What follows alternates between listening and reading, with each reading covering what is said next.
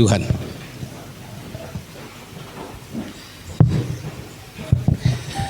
Berbahagia sekali pada malam hari ini ketika kita sampai di tanggal 27 bulan 7 2023. Artinya kita sudah menikmati kasih kemurahan Tuhan dalam kita menjalani organisasi Gereja Kemah Injil Indonesia, khususnya Jemaat Getsemani. Nah, selabing ini sampai hari ini kurang lebih 48 tahun Tuhan telah mengizinkan jemaat ini berdiri menjadi sarana, wadah bagi kita sebagai anak-anak Tuhan untuk belajar, duduk bersama-sama di hadirat Tuhan, saling menasehati, saling menguatkan, saling mendoakan, saling melayani satu sama yang lain sampai saat ini. Jadi Bapak Ibu Saudara-saudara, saya mau membawa kita belajar firman Tuhan singkat pada malam hari ini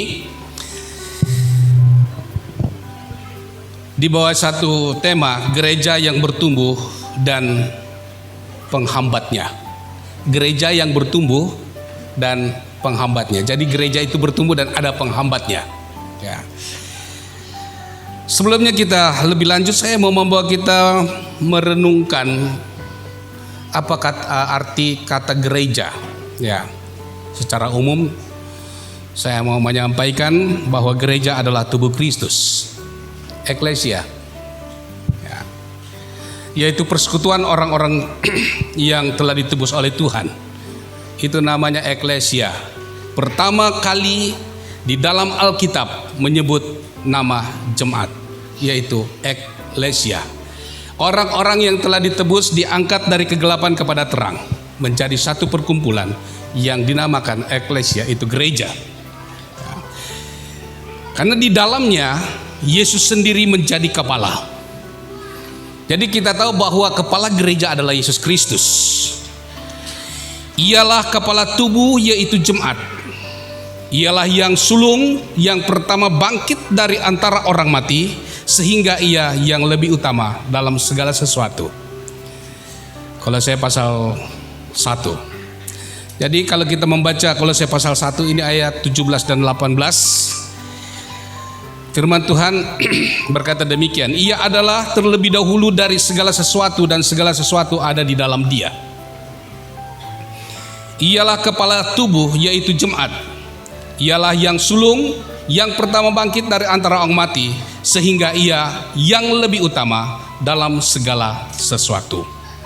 Jadi Bapak Ibu Saudara-saudara, gereja terjelma dan memiliki keberadaannya. Ya.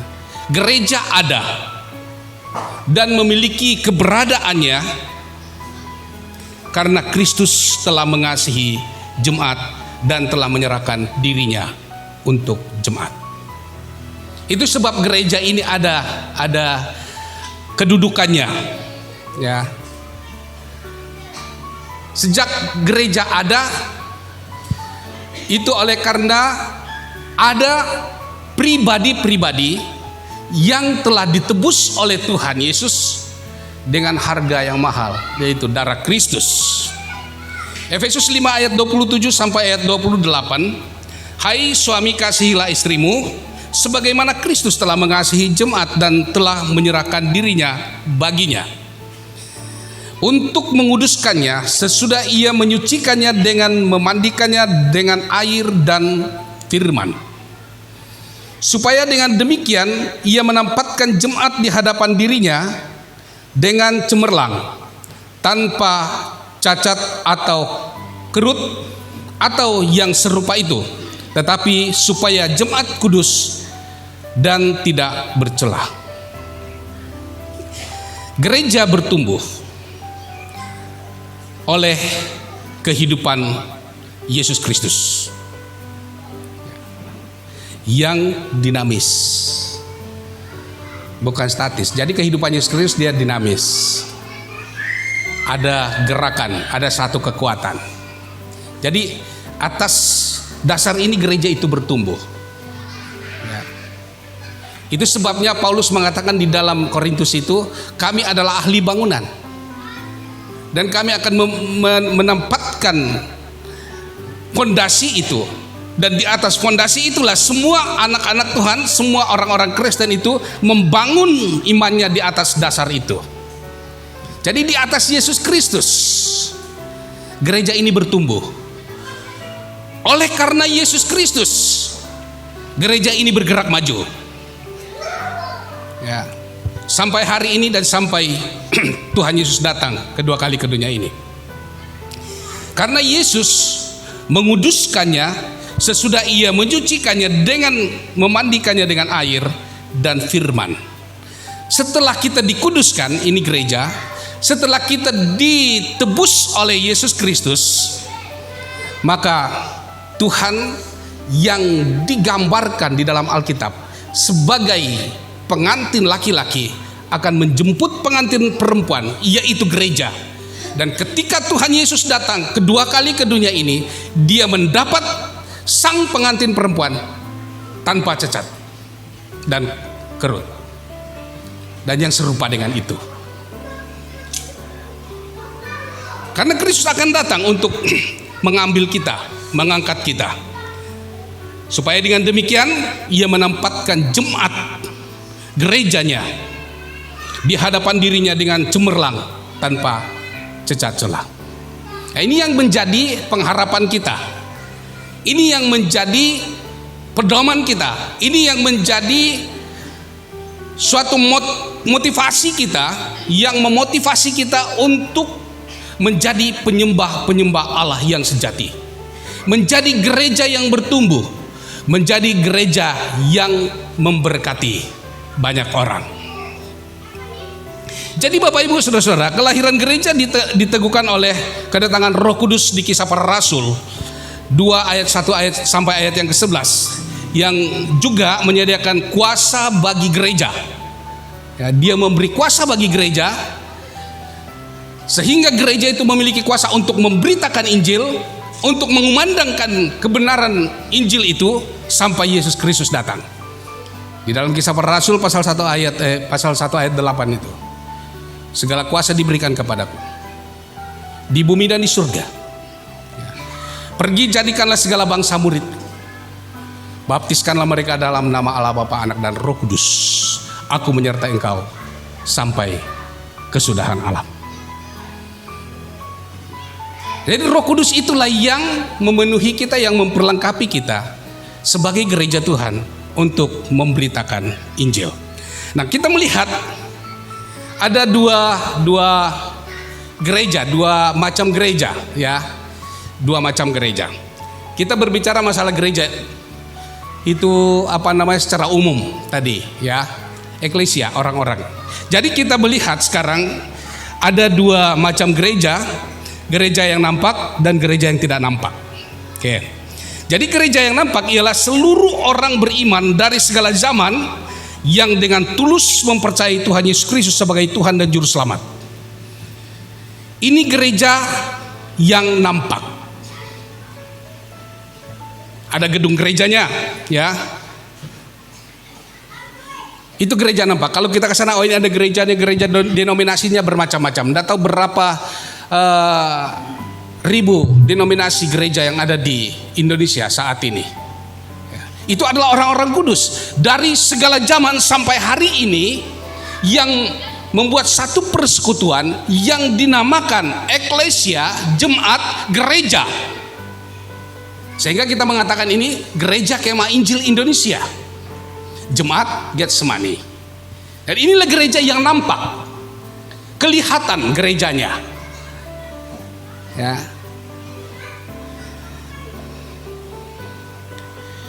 Setiap orang yang menyebut nama Tuhan hendaklah meninggalkan kejahatan.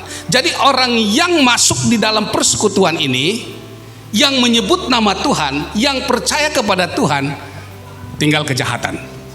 Lepaskan kejahatan itu. Ya. 2 Timotius 2 ayat 19. Nah, seorang menjadi anggota gereja yang tidak nampak ini, maksud saya yang tidak nampak ini, yang tidak nampak ya, ketika ia menerima Yesus Kristus sebagai Tuhan dan Juru Selamat. Yohanes 1 ayat 12. Ini gereja yang tidak nampak. Anda, saya, kau pun gereja, apa namanya, kita semua gereja ya. Sehingga di dalam perkataan Paulus, kita adalah bait Allah. Kamu adalah bait Allah. Jadi semua kita ini bait Allah. Ini tidak kelihatan gerejanya, tidak ada kelihatan gedung gerejanya. Ya. Ini semua orang-orang kudus yang percaya Yesus. Jadi ketika kita percaya Yesus, ketika kita mengatakan aku percaya Yesus, maka segala dosa yang menghalangi kita untuk melakukan perlombaan yang Tuhan sediakan untuk kita, itu kita harus tanggalkan. Semua kita yang ada di dalam gedung gereja yang ada saat ini gereja tidak nampak, tidak kelihatan gereja ya. Kita adalah bait Allah, hati kita yang tidak kelihatan, ini bait Allah.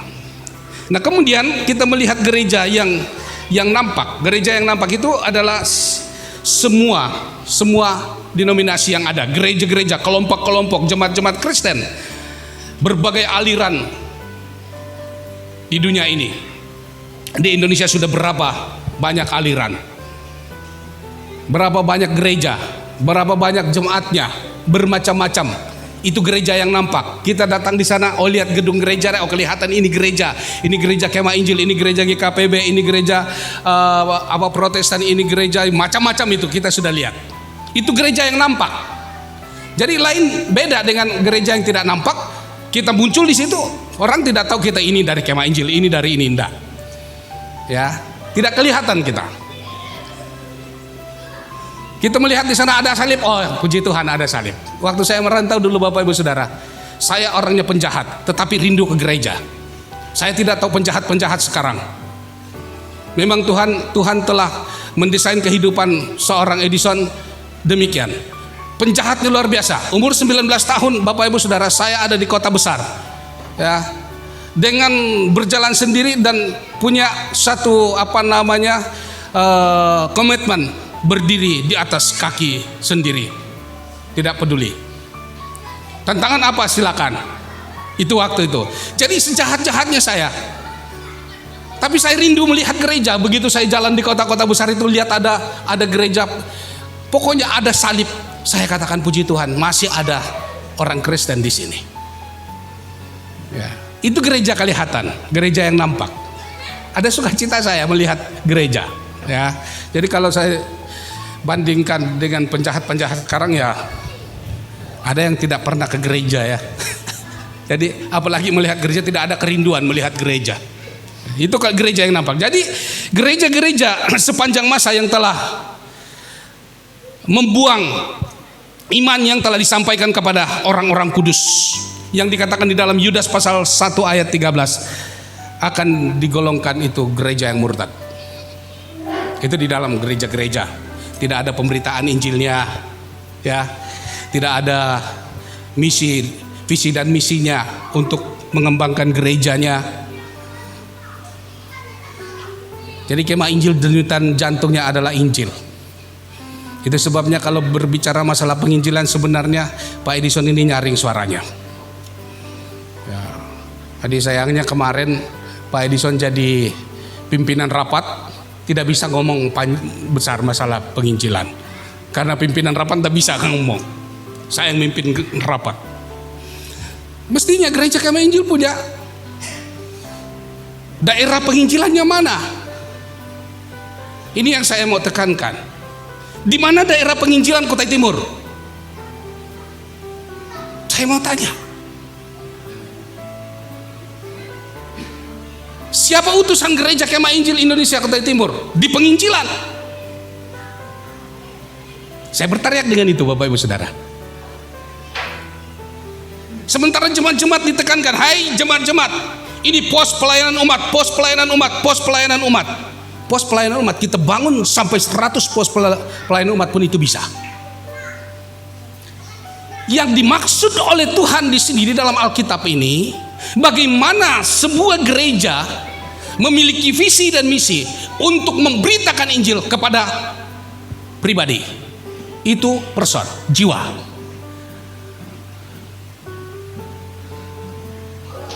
Mari kita melihat di sana, ini gereja-gereja, lihat di luar kita di sana, masih ada yang belum mendengar Injil. Utus. Siapa yang mau menjadi penginjil? Biayai. Seperti itu maksud saya. Kalau memang gereja Kemah Injil Indonesia, denyut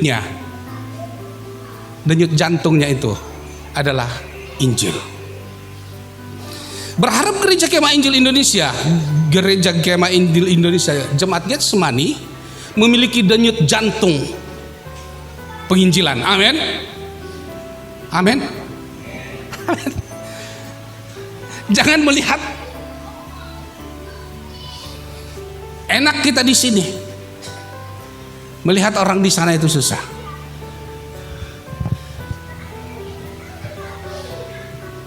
Beberapa tahun yang silam saya membawa mahasiswa dari STT Petra, STT Petra dibawa ke Talisayan, Jostaut, persis Jemaat Talisayan.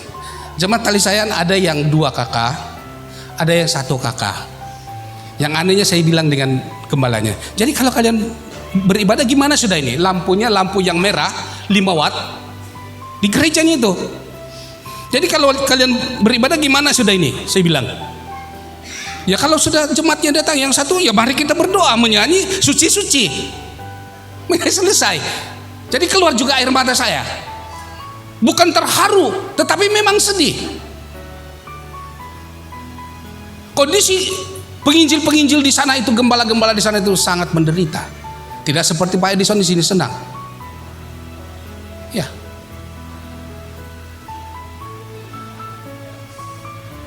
Sangat memprihatinkan. Kita bukan mengucap syukur atas penderitaan gembala-gembala yang lain, tapi ini saya mau membawa kita berpikir sebagai gereja, bergereja Tuhan, jemaat Tuhan yang diberkati oleh Tuhan. Kita memikirkan pelayanan di luar. Pikir pelayanan kita di tempat ini, pikir juga pelayanan di luar. Karena Tuhan telah memulai gereja kita, Dia akan memelihara gereja kita, dan Dia juga akan mengakhiri gereja. Amin. Siapa yang berani menutup gereja? Tidak ada. Gereja ditutup, tetap kita beribadah di rumah masing-masing. Tidak ada yang menutup gereja. Ini gereja yang tidak kelihatan, tidak bisa ditutup. Sekalipun maut, tidak akan menutupi gereja.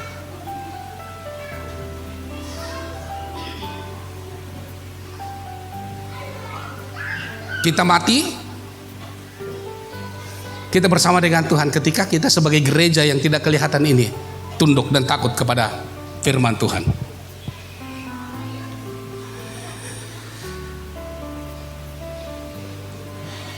Jadi Bapak Ibu Saudara-saudara, ketika seorang mengalami kelahiran baru, ini yang menjadi tanda tanya besar dalam kehidupan umat Kristen. Ya. Ketika seseorang menjadi dan menerima baptisan roh, itu kelahiran baru.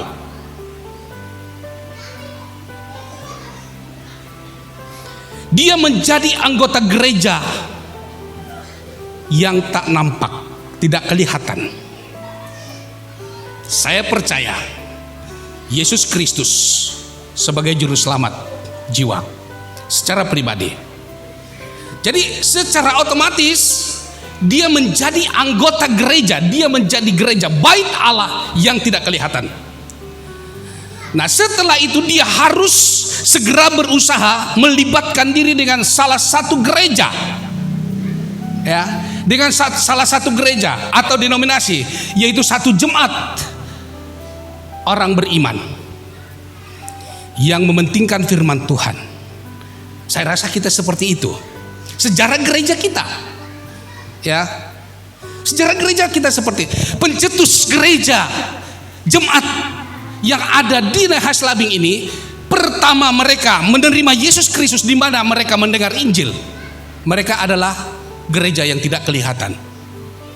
Ketika mereka membawa diri mereka sampai di Nahaslabing, mereka mendirikan satu perkumpulan, itu perkumpulan orang percaya, menjadi satu perkumpulan, kumpulan doa, berdoa.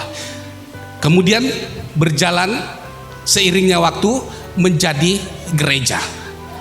Jadi itulah denominasi Gereja Kemah Injil Indonesia yang ada di Nahaslabing ini. Ya, berharap tahun depan atau tahun yang akan datang sejarah ini akan dibaca lagi, ya direvisi ulang ya Pak ya, supaya lebih mantap. Sejarah gereja ini dibaca ulang lagi supaya kita memahaminya.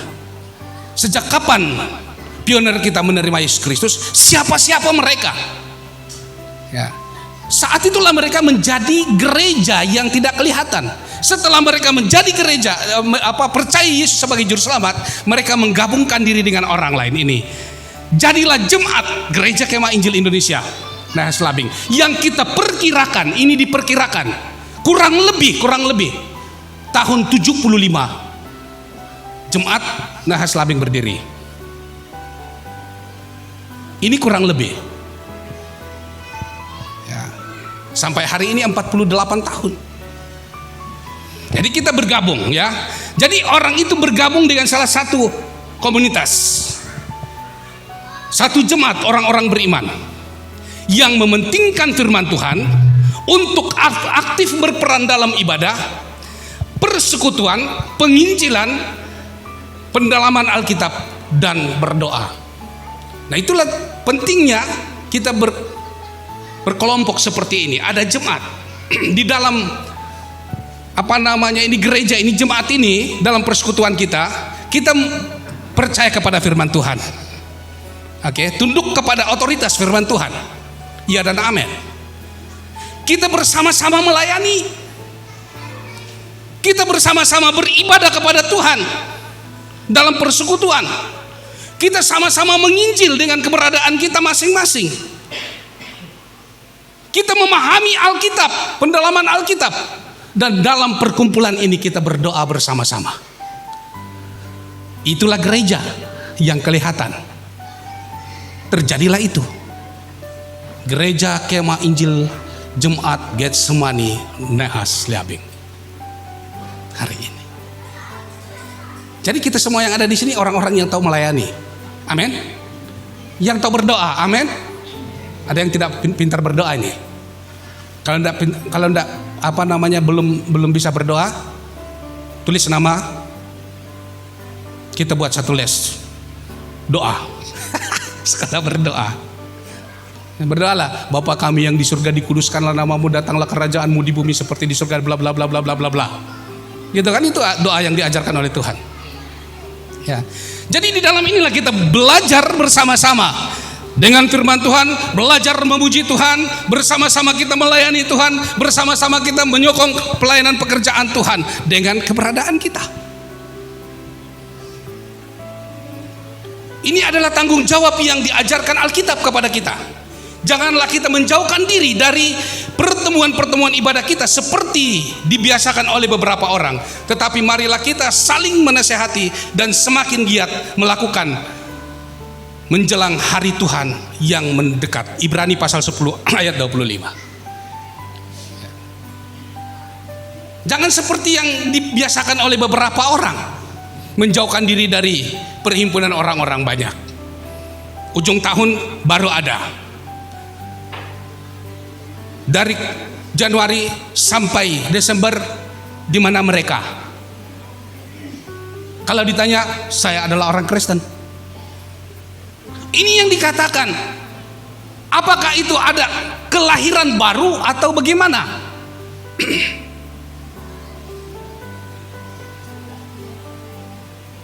Tanda tanya besar itu.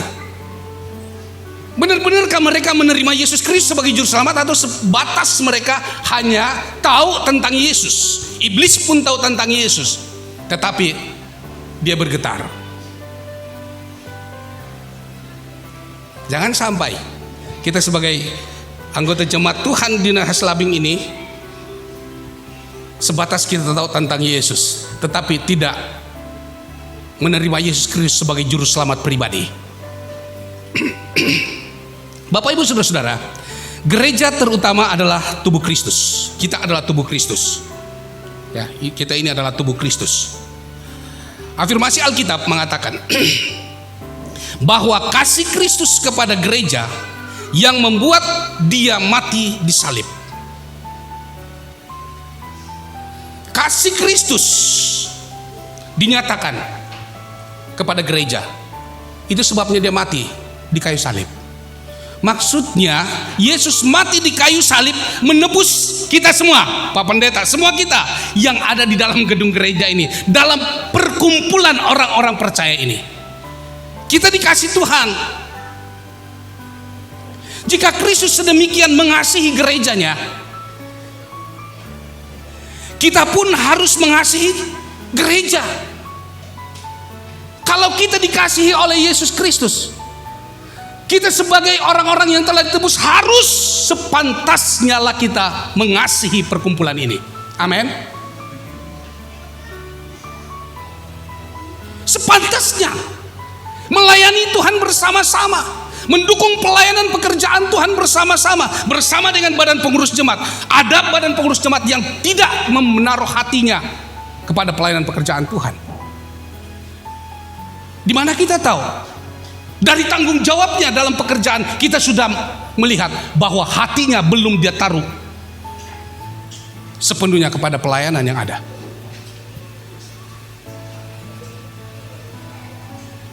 Kita mengasihi persekutuan ini, mengasihi gereja ini karena kita telah dikasihi oleh Tuhan.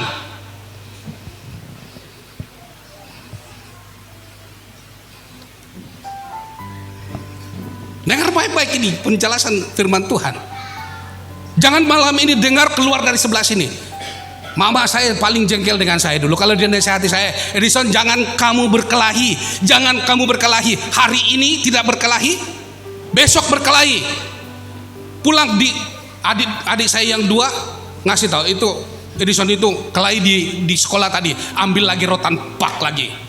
Jangan berkelahi, besok lagi berkelahi. Bayangkan dari kelas 1 SD sampai kelas 5 SD tidak pernah berhenti berkelahi. Benar ini di hadapan Tuhan. Tidak pernah berhenti. Hari-hari kelahi.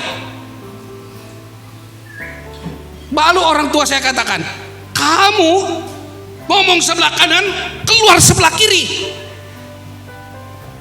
Maksud saya begini Bapak Ibu Saudara, ketika kita mendengar firman Tuhan, jangan masuk sebelah kanan, keluar sebelah kiri. Masuk sebelah kiri, sebelah kanan masuk, taruh di hati, lakukan firman Tuhan. Amin. Jangan melawan.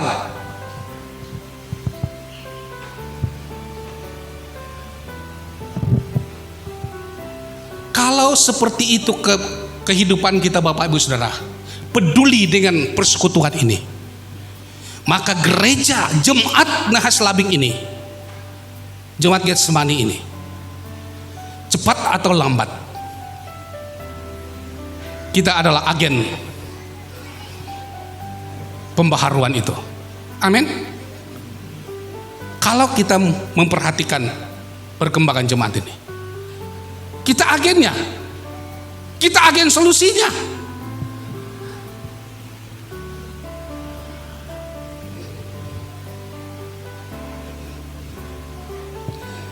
Bergerejalah dengan sikap yang baik. Bapak Ibu Saudara, bergerejalah dengan sikap yang baik. Dan tidak seorang pun akan menyisihkan Anda di dalam perkumpulan ini. Jangan saling menyudutkan satu sama yang lain.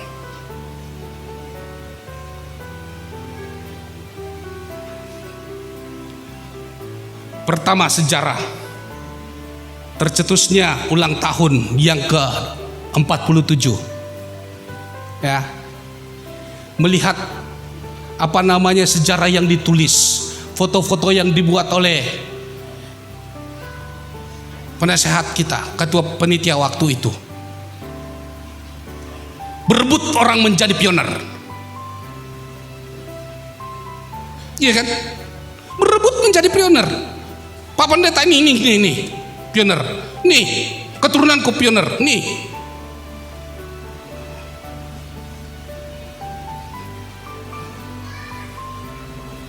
Saya katakan, kalau keturunan Anda pioner, apa yang Anda buat untuk gereja? Saya katakan seperti itu. Kalau keturunan Anda pioner jemaat ini, apa yang Anda buat untuk gereja ini? Itu pertanyaannya bagi diri kita. Jangan bangga menjadi pioner, tetapi tidak pernah berbuat apa-apa untuk gereja. Berbanggalah kita menjadi pioner. Mari kita berbangga karena kita banyak berbuat untuk perkembangan jemaat. Itu baru top. Jangan menyudutkan satu sama yang lain dalam hal ini. Ulang tahun gereja kita bukan tempat kita menyudutkan satu sama yang lain. Kita memikirkan perjalanan jemaat ini dari tahun 75 yang telah kita perkirakan. Berjalan dengan tersendat-sendat. Ya. Kadang-kadang kita ngesot, kadang-kadang kita merangkak untuk mencapai sasaran, mencapai tujuan yang Tuhan inginkan terjadi dalam gereja ini. Itu yang kita pikirkan sampai hari ini usia 48 tahun kita katakan, kami memuji kebesaran-Mu. Sungguh besar Kau Allahku. Oleh karena kasih-Mu, jemaat Getsemani ada sampai saat ini eksis. Itu yang keluar dari hati kita yang mendalam. Itu yang keluar dari mulut kita ini. Sama-sama kita bergandeng tangan. Kita memahami bahwa dalam melaksanakan dalam menata dan membuat satu sejarah yang sangat panjang, tidak sempurna Bapak Ibu Saudara. Perlu minta ini. Ya. Kita terbatas untuk itu. Tapi dalam keterbatasan itu mari kita akui semuanya dengan penuh kerendahan hati. Dengan penuh pengucapan syukur adanya gereja kita, jemaat kita yang Tuhan pimpin, yang Tuhan berkati sampai hari ini. Kita melayani bersama-sama.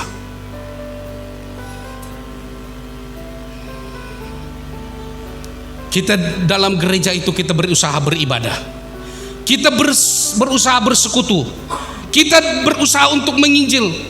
Kita berusaha untuk menyelidiki firman Tuhan. Kita berusaha untuk berdoa, ikut serta dalam segala sakramen gereja. Layaklah kita untuk hal itu di dalam persekutuan yang indah ini. Jangan saling menyudut. Kita siapa? Di hadapan Tuhan. Di dalam Yesus Kristus tidak ada lagi laki-laki, tidak ada lagi perempuan, tidak ada lagi abdi, tidak ada lagi tuan. Semua kita satu di dalam Yesus Kristus. Orang merdeka. Itu yang harus kita pikirkan di sini.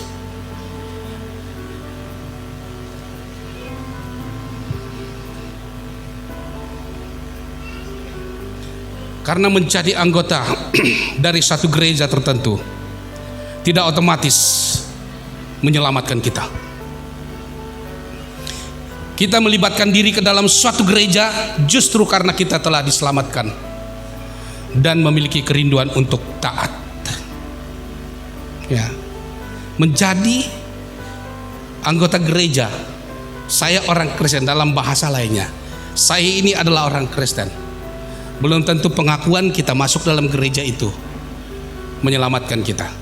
Jadi yang kita pikirkan di sini, ketika kita melibatkan diri ke dalam suatu gereja, dalam satu persekutuan, karena kita telah diselamatkan, telah menerima Yesus Kristus sebagai juru selamat, barulah kita menggabungkan diri dalam satu persekutuan. Yohanes 10 ayat 9. Sekali menjadi anggota, ia harus setia menjunjung tinggi jemaat, gereja, dan apa yang di dalamnya. harus dijunjung tinggi. Di situ, di mana? Bagaimana pepatah itu, Pak Martin? Di mana bumi dipijak, di situ langit dijinjing. Begitu. Bangga saya ketika saya berdebat dengan orang-orang di grup dari desa saya, dari kecamatan tempat saya lahir. Ya. Masalah pembangunan, saya katakan kalian ketinggalan. Coba kalian ke Nehas Labing. Saya bilang begitu. Coba kalian ke Nehas Labing. Gang-gang sudah di aspal semua, dicor semua. Saya bilang. Kampungmu, saya bilang sama camat, kampungmu berapa meter panjang kampungmu, tidak bisa dicor jalannya, masih becek. Dia bilang gini, kok kamu begitu? Kamu tidak bangga dengan kampungmu sendiri, kok bangga dengan kampung orang lain? Saya katakan, di mana kaki berpijak, di bumi dipijak, di situ langit dijinjing. Saya katakan gitu. Saya tidak bisa keluar dari kenyataan, karena saya memang ada di Nehas Labing. Dan saya berpikir, sepanjang hari saya berpikir, jadi kalau ada apa-apa di sini, mungkin saya salah satu tokoh masyarakat yang tampil di depan untuk membela desa Nehas Labing. Karena saya ada di Nehas Labing. Tidak mungkin saya menyangkal. Tidak mungkin saya mengkhianati desa Nehas Labing. Karena saya ada di sini. Seperti itu. Jadi kalau kita ada di dalam gereja ini, jangan pernah mengkhianati kumpulan gereja. Jangan pernah. Keluar dari sini, jangan pernah menjelekkan jemaatmu.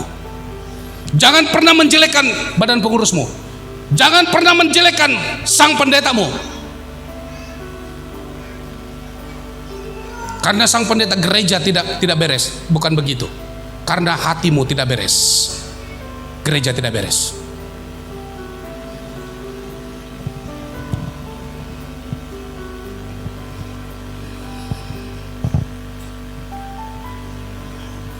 Karena di dalam gereja ini, Bapak Ibu Saudara,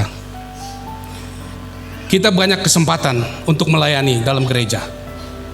Kita diberi banyak kesempatan untuk memakai talenta kita dan karunia kita di dalam gereja ini. Saya yakin semua kita punya talenta. Saya yakin bahwa kita punya karunia di sini. Tetapi kita sendiri yang tidak mau untuk tampil, menyatakan bahwa kita punya talenta, menyatakan bahwa kita punya karunia.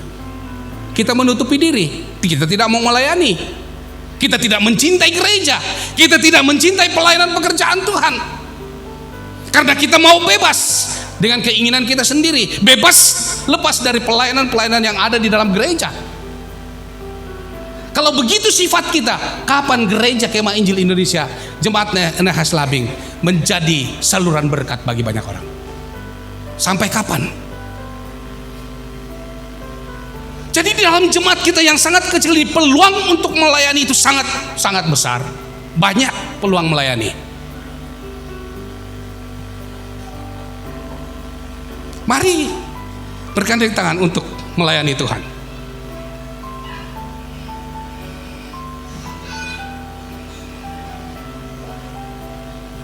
Karena banyak organisasi dan pelayanan Kristen lainnya yang layak menerima persembahan kita. Banyak. Tetapi agar gereja kita sendiri dapat berfungsi dan bertumbuh, kita harus menyokongnya dengan bagian kita, memberi persembahan persepuluhan, memberi persembahan khusus, memberi persembahan kasih kita, sukarela kita.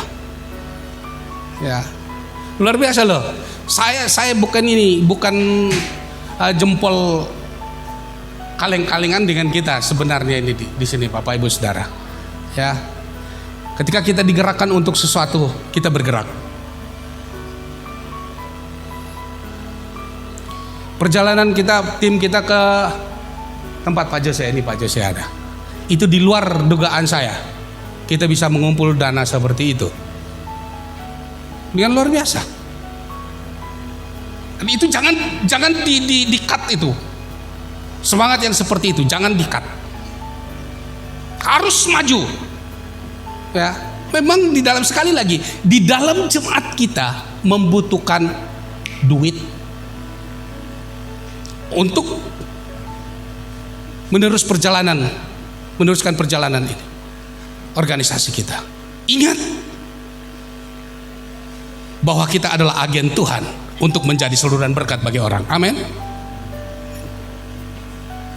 Semangat kita. Jangan banyak komentar lagi. Oh, ini lagi Pak Pendeta mau ajak kita buat ini lagi. Pak Pendeta mau ajak buat ini lagi. Begini.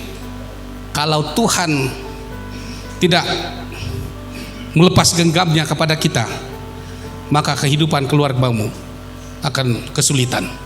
Dengan cara Tuhan sendiri menghajar kita. Ya.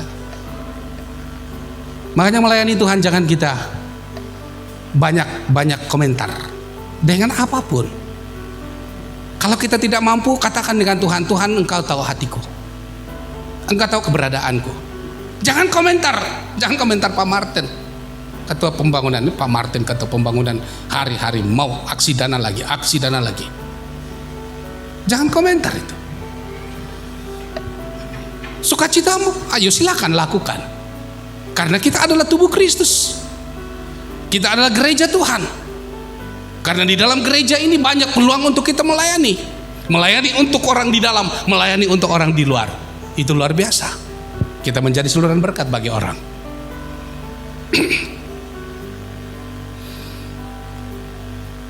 Jadi ngomong-ngomong, datang SP4 di sini.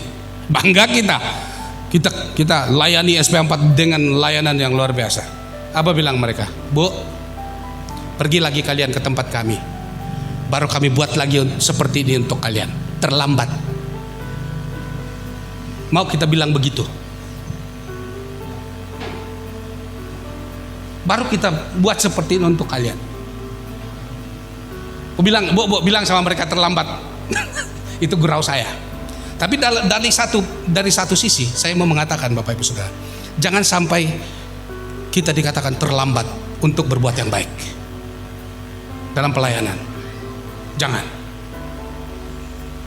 Kesempatan untuk kita melayani. 48 tahun usia kita, Bapak Ibu Saudara. Kita cukup tua. Cukup dewasa. Cukup memahami apa yang dinamakan pelayanan. Kita sudah memahami itu. Mari kita bersama-sama untuk melakukan pelayanan yang mulia ini. Bangga kita, Bapak Ibu Saudara. Sekali lagi saya mau katakan, jangan sampai selamanya jemaat GKI, jemaat Getsemani, sering itu terbalik disebut. Ya. Dipandang orang sebelah mata. Tiba saatnya orang melotot melihat kita. Inilah Nahas Labing. Ini Nahas Labing. Ini jemaat Nahas Labing. Malu-malu juga Pak Pendeta Edison. Pak Pendeta Edison ini, saya tidak tahu pakai tangan baja apa dia memerintah jemaat Getsemani Nahas Labing. Ini pertanyaan orang-orang. Saya katakan bukan karena saya, hanya Roh Allah yang merubah semuanya. Saya katakan, saya tidak mau bangga, saya tidak mau bertepuk dada. Sebagai hamba Tuhan, bukan karena saya, semuanya oleh karena kasih Tuhan. Jemaat Nahas Labing semakin hari semakin kuat, semakin teguh, semakin menjadi berkat bagi banyak orang. Amin. Semangat kita. Kalaupun jumlah kita sedikit dari segi bilangan, ya, dari segi kuantitas mungkin kita tidak terhitung, tetapi dari segi kualitas kita di atas rata-rata. Itu gereja yang maju, yang bertumbuh. Kemudian secara singkat saya mau sampaikan, kita melihat penghambatan yang ada, ya. Jadi gereja bertumbuh dengan ini pelayanan sebagainya, ya. Ini harus kita pelajari ini. Karena itu Buanglah segala kejahatan, segala tipu muslihat, dan segala macam kemunafikan, kedengkian, dan fitnah. Nah, jadi ini yang menjadi penghambat perkembangan gereja ini, ya. Perkembangan dan pertumbuhan gereja, yaitu kejahatan yang kita pelihara di dalam gereja. Jangan sampai ada kejahatan. Ini yang bisa diartikan lebih umum sebagai segala jenis kejahatan yang ada kita pelihara di dalam gereja ini, yang menghambat pertumbuhannya gereja kita. Itu dibuang, kejahatan, tipu muslihat. Jangan ada dusta di antara kita, harus dibuang. Tipu muslihat itu harus dibuang. Segala macam kemunafikan, buang Bapak Ibu Saudara. Jangan bawa kemunafikan kita di dalam membangun tubuh Kristus ini. Ini tubuh Kristus, jangan dibangun dengan penuh kemunafikan. Terkutuklah kita, anatema. Ini kata Paulus dalam Galatia. Dalam persekutuan ini kita mau maju, ya, jangan sampai ada kemunafikan di antara kita. Segala macam kedengkian, sakit hati dengan yang lain, jangan ada damai di tengah-tengah kita. Fitnah, jangan memfitnah orang, jangan memfitnah sesama kita, jangan memfitnah anggota kita, jangan memfitnah badan pengurus jemaat kita, dan sebagainya. Jangan difitnah, ya. Yang ada di dalam hati kita harus saling mengasihi. Peliharalah kasih persaudaraan berdasarkan kasih Yesus Kristus dalam hidup kita. Ibrani pasal 13. Supaya gereja Kemah Injil Indonesia Jemaat Getsemani dan Haslabing dalam usia yang ke-48 ini benar-benar menjadi gereja atau jemaat yang dewasa, yang bertumbuh, menjadi berkat bagi banyak orang. Amin. Amin. Semangat. Pemuda-pemudi, halo, semangat. Ketuanya aja yang semangat. Semangat. Semangat. Wah. Generasi muda. Di pundakmu terletak tanggung jawab yang besar. Gereja ini, orang tua kita mencapai usia pensiun. Pelayanan pekerjaan Tuhan yang ada di sini, kita adalah mengambil alih tongkat estafetnya. Di pundak kita berat, tanggung jawab. Kalau kita tidak membereskan pikiran hati kita mulai hari ini, masa depan gereja kita akan menjadi suram. Karena itu adik-adik sekalian, mana pemudanya? Di mana mereka hari ini? Gereja ini ada di pundak. Ke depan kita semangat, bergandeng tangan. Hendaklah kamu sehati, sepikir, seperasaan. Jangan mementingkan diri sendiri lebih dari yang lain. Jadi mari kita bergandeng tangan untuk menjadi gereja yang kuat, gereja yang dinamis, gereja yang melayani Tuhan, gereja yang bertumbuh, gereja yang berdampak, gereja yang menjadi berkat bagi banyak orang. Tepuk tangan untuk kita semua. Terima kasih Tuhan.